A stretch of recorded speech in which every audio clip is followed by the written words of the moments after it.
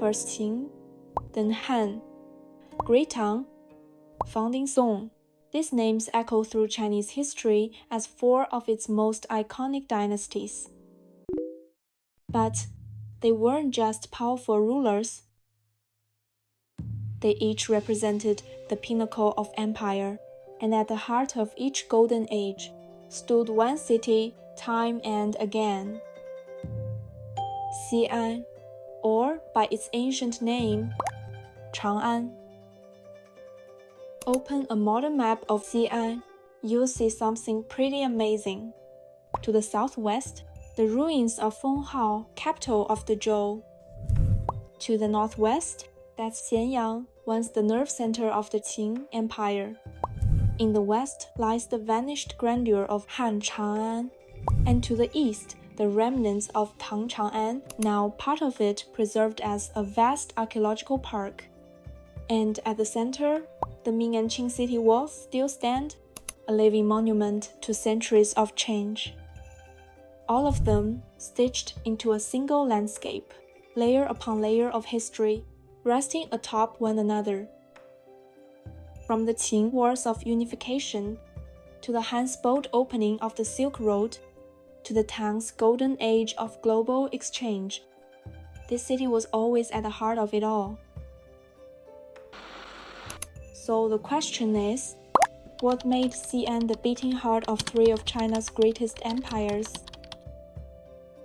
In this episode, we journey through 3,000 years of history to discover how one city rose again and again to shape the course of a civilization. If you love hidden histories and untold tales, subscribe now. We're Mo, your guide to the secret side of the world's greatest cities. Let's dive in. To really understand why Xi'an became such a powerhouse, let's start with the basics. Geography. Xi'an sits right in the heart of the Guanzhong Plain, tucked between the Qinling Mountains to the south and the Loess Plateau to the north. It's a natural stronghold, surrounded by barriers and blessed with rich farmland. Flowing straight through it is the Wei River, a major tributary of the Yellow River, which has nourished this land for thousands of years. The Chinese have long called this region Qingchuan 800 Li. That's about 400 kilometers of fertile protected territory. In other words, it had everything an empire could ask for: steady food supply, strategic defenses, and access to the heart of China. Back in the day, there was a saying, "Whoever controls Guanzhong rules the world." But Xi'an's story starts even earlier, long before there were emperors or palaces. Around 6,000 years ago, people from the Banpo culture were already living in what's now eastern Xi'an. This Neolithic settlement, part of the Yangshao culture, marks one of the earliest chapters of Chinese civilization. Fast forward to over 3,100 years ago, and we arrive at the rise of the Western Zhou Dynasty. This is where Xi'an's urban story truly begins. With the creation of Fenghao, one of China's earliest recorded capitals, this wasn't just a political center. It was the birthplace of what historians call 𝐿ìyue civilization urban planning, orderly ritual-based city design. In the mid-11th century BCE, King Wen of Zhou Jichang established the Feng capital on the west bank of the Feng River, the cultural and religious heart, home to royal ancestral temples and spiritual ceremonies. Later, his son, King 𝐸𝐫𝐬𝐿, built the Hao capital on the east bank, the center of political power, where the king lived, met officials, and commanded the military. Together, these two cities were known as Songzhou. Twin capitals straddling the river, linked by wooden bridges. It was the first carefully planned capital in Chinese history, a blueprint for the great imperial cities to come. This split wasn't just practical, it was visionary. By separating worship from governance, the Zhou created a model that would shape every major Chinese capital that followed. Even when later cities weren't literally twin capitals, they carried forward the same philosophy. Take Ming and Qin Beijing, for instance. The Temple of Havana space for ritual and worship was built apart from the Forbidden City, the nerve center of imperial administration. This dual-core design only grew more sophisticated with time. In the Han and Tang dynasties, China had two national capitals, Chang'an in the west and Luoyang in the east. In the Ming and Qing, Beijing served as the main capital with Nanjing as a secondary seat. All of these were evolutions of a system first laid down by the Zhou, just on a grander scale, with clearer functions in broader territories. So why did the later rulers look to the Zhou for inspiration? A lot of it comes down to one man, Confucius. He held the Zhou system in the highest regard, calling it the model of an ideal society. He even compiled writings about Zhou governance, rituals, and moral order, so future generations could learn and imitate. Thanks to Confucian influence, dynasties from Han to Tang and Ming to Qin looked back to the Zhou blueprint when building capitals, writing laws, and justifying power. And because Xi'an then Chang'an had been the Zhou capital, it carried deep symbolic weight. Just look at Liu Bang, founder of Han Dynasty. At first, he planned to make Luoyang the capital, but his advisor Lou Jing convinced him otherwise. Guanzong's geography is perfect. It's where the Zhou rose to power. And with that, Liu Bang chose Chang'an, reviving a sacred capital and setting the stage for the next great empire. In a way, every capital city that came after Zhou was just building on a 3,000-year-old idea. Now let's rewind to 771 BCE, the year the Western Zhou came crashing down. King Yu was killed, and the twin cities of Feng and Hao were left in ruins, swallowed by time. Fast forward nearly 400 years to 350 BCE. China was now broken up among 7 rival states, what we call the Warring States period. In the western state of Qin, reform was in the air. Enter Xianyang, a radical legalist reformer, backed by Duke Xiao of Qin. Together, they launched sweeping reforms and moved the capital from Yong to a bold new city, Xianyang, just north of the Wei River. There, they built the Grand Xianyang Palace, a new seat of power for a rising empire. And right outside its gates, Xianyang did something revolutionary. He erected a pair of towering structures called 𝐞𝐩𝐢𝐬𝐿, basically giant public billboards carved with the latest laws. These weren't ornamental, they were statements, a message to nobles, commoners, and future kings alike. From now on, the law rules not your family name. It was, in many ways, China's version of the Roman 12 tables, except where Rome aimed to protect citizens' rights, Qin's laws empowered the state. Then came King Huiwen of Qin. He built the Zhangtai Palace on the south bank of the Wei River. And in 318 BCE, a Qin diplomat named Zhang Yi pulled off a masterstroke of diplomacy. At that very palace, he tricked King Huai of Chu, breaking apart the six-state alliance against Qin. Diplomacy by deception, and it worked. Next up, King Zhaoxiang of Qin, who took capital development to a whole new level. He ordered a bridge across the Wei River, linking both halves of the capital. And he built a new palace at Xinle Palace, which later inspired the Han Dynasty's Changle Palace. He didn't stop there. He also began construction on the first section of the Great Wall, stretching from Lintao to Longxi to guard against nomadic invasions from the north. Before this, most cities were built for practical needs: rivers, mountains, defense. But under Qin Shi Huang, urban planning got cosmic. After unifying China in 221 BCE, his Prime Minister Li Si turned to the stars.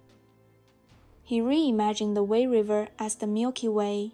The Xianyang Palace on the north bank became the North Star, the seat of the emperor. On the south bank, they began building the 𝐟𝐫𝐬𝐭 Palace, aligned with the constellation Yingshi, home of the celestial emperor. And connecting the two, a sky bridge, a cosmic corridor linking heaven and earth.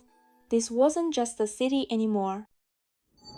It was a mirror of the universe, a way to project divine legitimacy into stone, timber, and space. And then came the ultimate power move. Li Si forcibly relocated 120,000 noble families, nearly 600,000 people, from the 6 defeated kingdoms to Xianyang. He had their former palaces rebuilt, styled after their old capitals, but placed just north of the Wei River. So every morning, those nobles would wake up, look south, and see the towering Qin Palace, a daily reminder. You lost. Qin rules everything now. Oh yeah. By the end of the Qin Dynasty, Xianyang had exploded into a megacity. Over 270 auxiliary palaces sprang up across the Guanzhong plain. Not just summer retreat instruments of control. Palaces every 11 kilometers, forming an imperial grid. Wangyi Palace to the north, watching the steppe roads. Yichun Palace in 𝐞𝐩𝐢𝐬𝐿 guarding the southern gates. Some were astonishingly remote. Lishan Hot Springs, 30 kilometers east. Yong City, modern Baoji, 150 kilometers west. Even Jiuyuan, modern Baotou, 752 kilometers north. This was no longer a feudal town. It was a centralized empire cast in stone. Compare that to the western Zhou, where a city was just 9 li wide. Tiny squares for tiny states. Qin changed the game. But the price?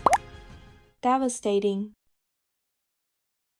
Those 270 palaces burned through 15 years of Qin's national budget. According to Huainanzi, over half the able-bodied men died building them. The environmental toll was just as grim. Forest coverage in Guanzhong dropped dramatically over the centuries, and soil erosion gradually filled the Zhongguo Canal, reducing its irrigation capacity and putting pressure on the heartland's agriculture.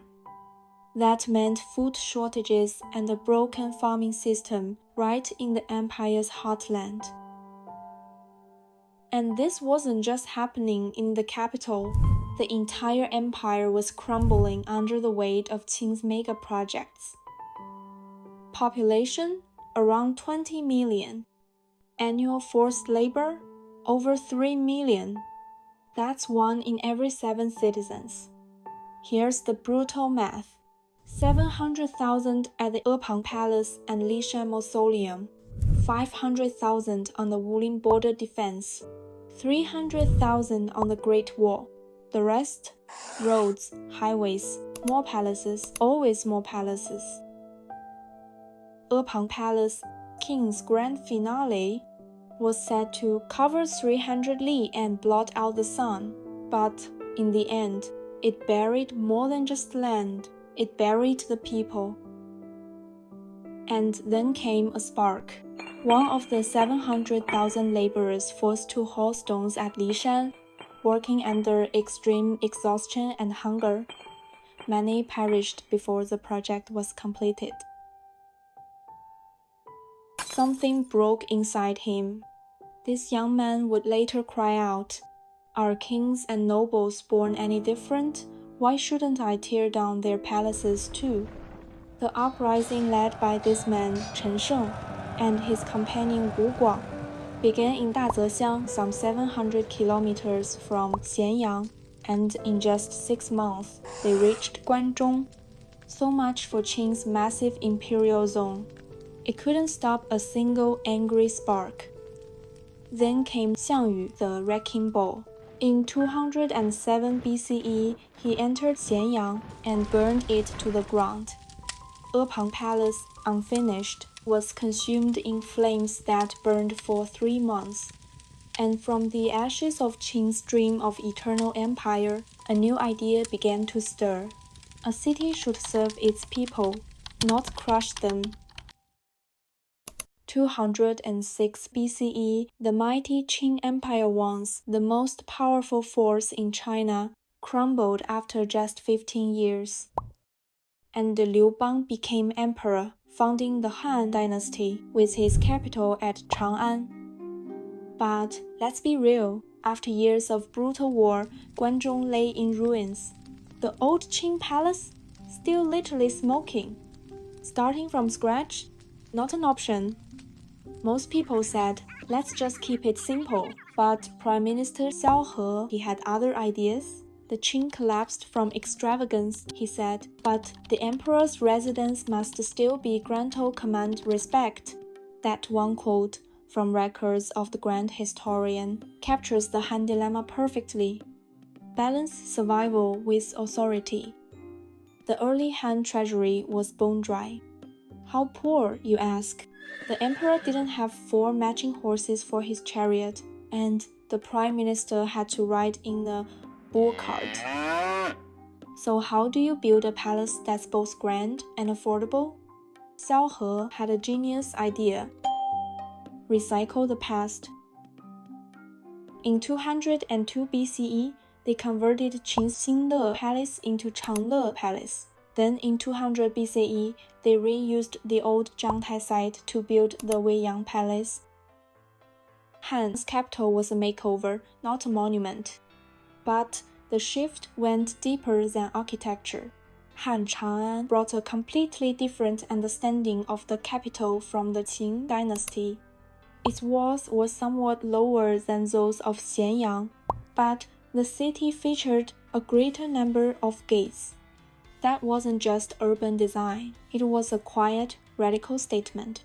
We've learned from Qin, we won't build monuments that crush the people beneath them. This was political philosophy in brick and stone.